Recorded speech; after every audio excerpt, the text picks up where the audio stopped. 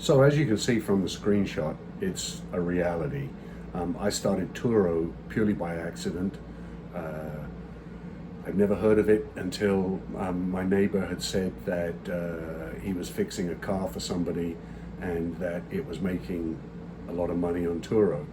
So I had a pickup truck sitting doing nothing. We didn't use it. It was paid for and in relatively good shape. So a very reliable car, a very old truck.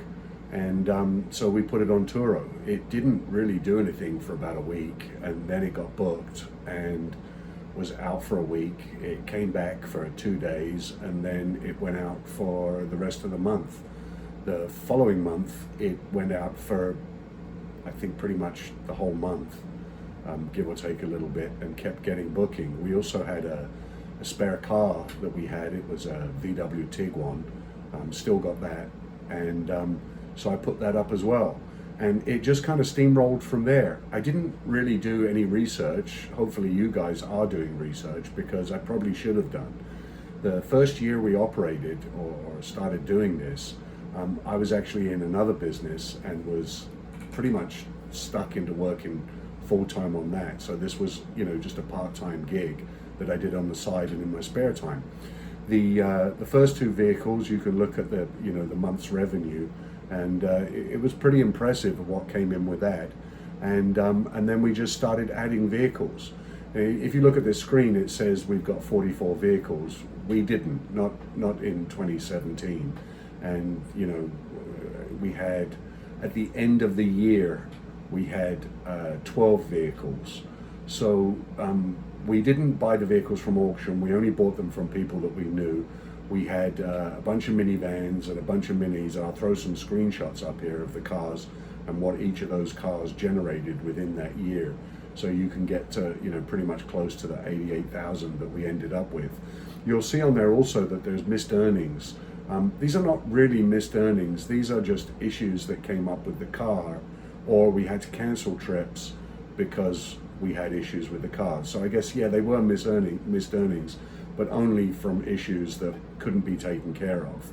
Of course, reimbursements are people putting gas or asking us to clean the car after the fact, and that's where those numbers come from.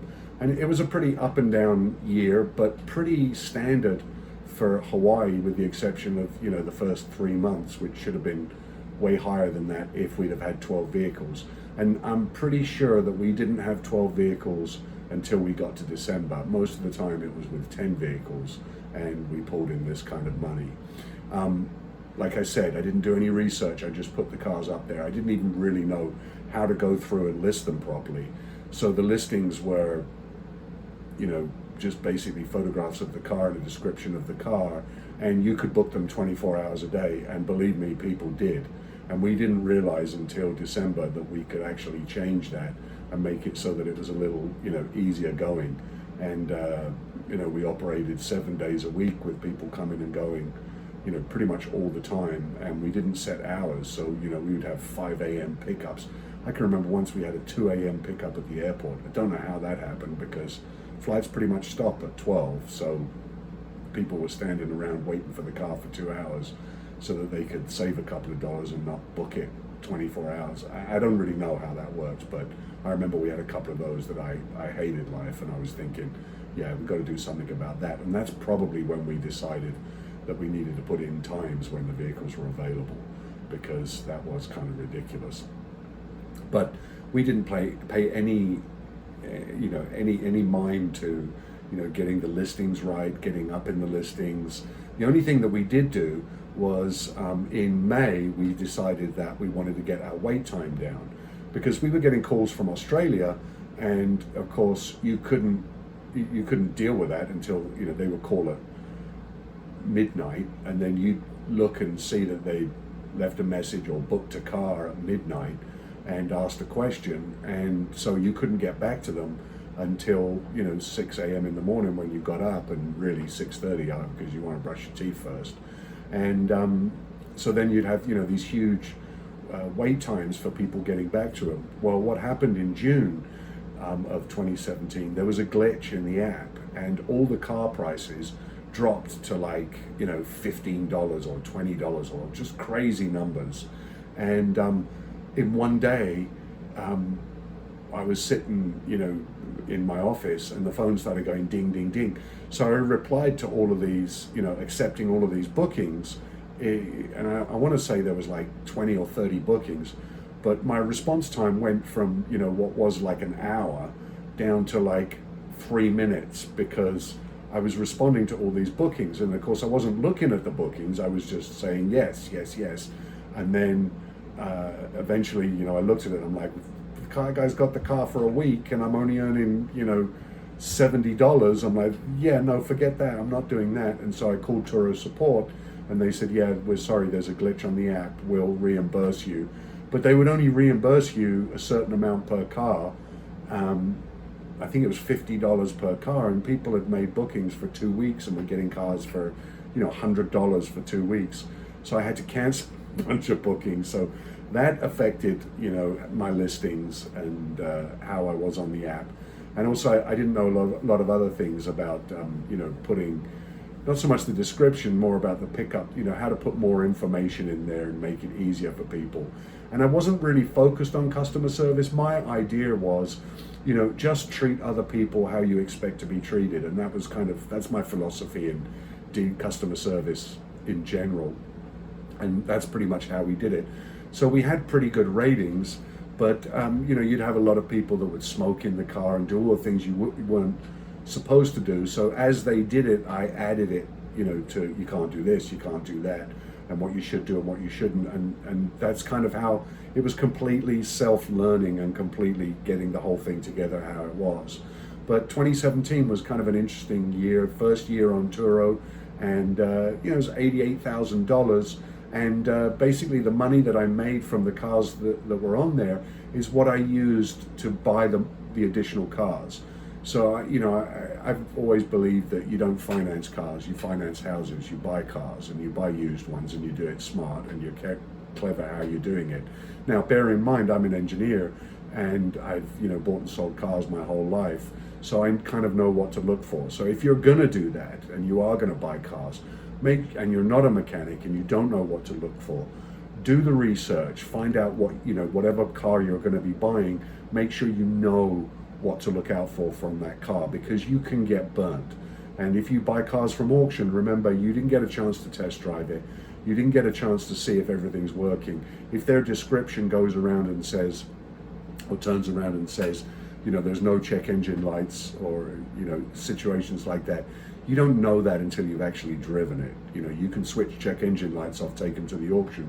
Check engine light or transmission control light or any of those issues can come up much later. You can end up being completely upside down on that car. Be careful with the cars that you buy.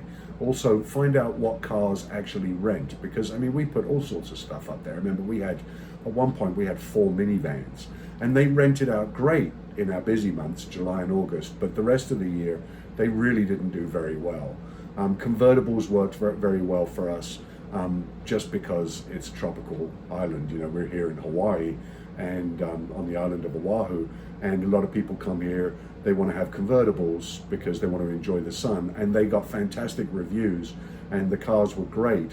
Of course, you have additional issues, maintenance issues with convertibles, and ongoing cleaning issues as well, because the sun takes its toll on the interior, and most of the time these people are putting the roof down, or they're putting it up and down, up and down, up and down, much more wear and tear than it would normally get.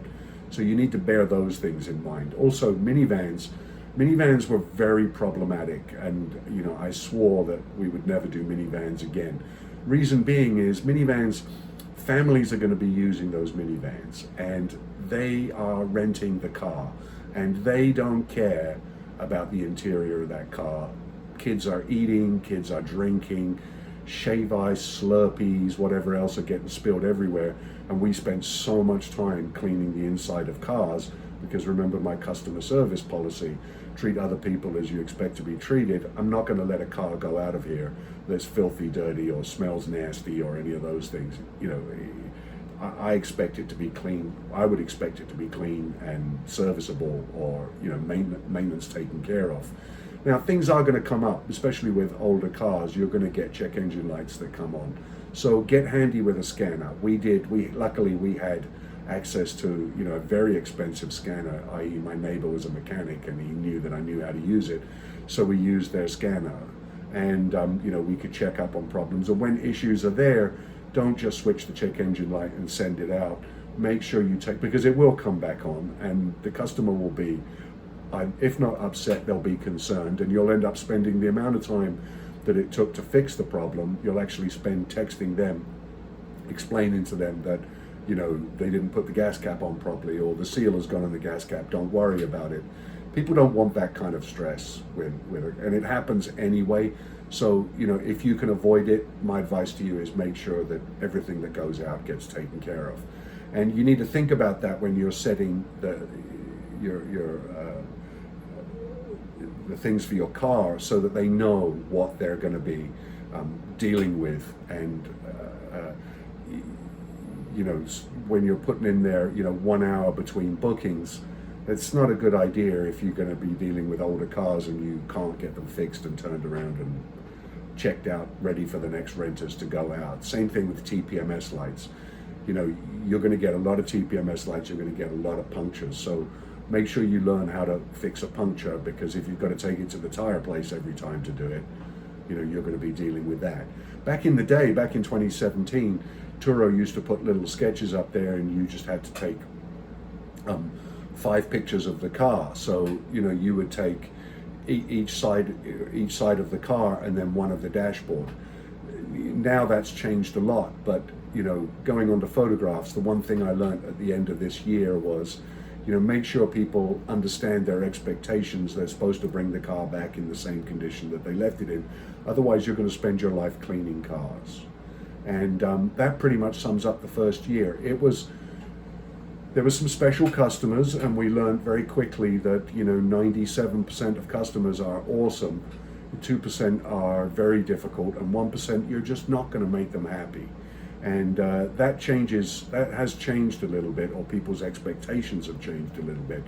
But don't forget, people's expectations with Turo are that they're renting the car. In reality, it's car share. They're borrowing your car. The reason why you're giving them such an inexpensive rate is partly because you're expecting them to bring it back in the same condition that it came out of. Now, accidents and damage and door dings and the rest of all of that, the only way you can protect yourself from that is taking lots of photographs. And we learned that very quickly, that if the photographs are not right and the lighting's not right, Turo will not reimburse you for scratches and damages that are not completely documented right from the get-go. So make sure you document that stuff properly, and have fun with it like we did in the first year. $88,000 is not a kick in the butt, you know, for the first year of doing business. And bearing in mind, I used vehicles that I wasn't really using anyway. Of course, now I've changed all that around, but you know, you can see from the numbers here. Here's some ideas of some revenue that we generated from these cars, and please use it, enjoy it, and if you like this video and it was somewhat informative, please like and subscribe. I'm going to put another video up for 2018 and go into a little more depth. I didn't want to go into too much depth for this one because I didn't want to bore you to tears, but I'll put all the tricks and things that we've learned to try and help you in the next video. Hey, enjoy yourself, stay safe, and have fun, treat people right.